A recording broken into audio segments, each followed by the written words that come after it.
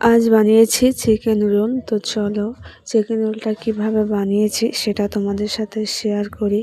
তো সত্যি বলছি এত টেস্টি হয়েছিল যে আমি কল্পনাও করতে পারিনি। তো আমি এটা ফার্স্ট টাইম করছি। তো চলো কী কী নিয়েছি তোমাদেরকে বলি। তো প্রথমে নিয়েছিলাম শসা। তার শসাটা আমি ভালোভাবে কুচিয়ে নিয়েছি। তারপরে নিয়েছি একটা পেঁয়াজটাও ভালোভাবে কুচিয়ে নিয়েছি। আর নিয়েছি 4টে কাঁচা লঙ্কা, সেটাও ভালোভাবে কুচিয়ে নিয়েছি। নিয়ে আমি একটা বোলে করে তুলে নিয়েছি। তারপরে আমি দুপুরবেলা কিছু চিকেন তুলে রেখেছিলাম, 4 পিস চিকেন। তা সেটাও আমি ছোট ছোট পিস করে কেটে নিয়েছি।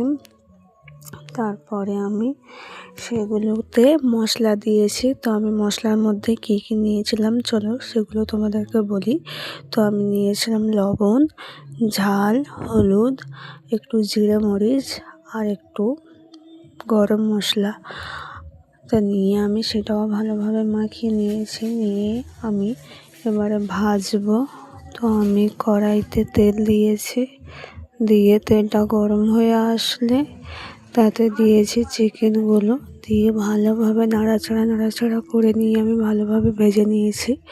ততক্ষণ ভাজতে হবে আর যতক্ষণ না চিকেনটা সেদ্ধ হয়। আর ওদিকে দেখতে পাচ্ছ আমার মা দোকানদারি করছে। আমাদের একটা দোকান আছে।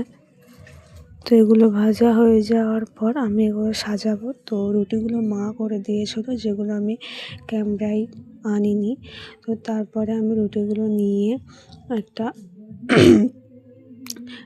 একটা প্লেটে রেখে তাতে আমি দিয়েছি চিকেন আর তারপরে কেটে রাখা সবজি আর তার উপর দিয়েছি সস দিয়ে আমি রেখে দিয়েছি। তো এইভাবে আরও একটা বানিয়ে তোমাদেরকে দেখাচ্ছি।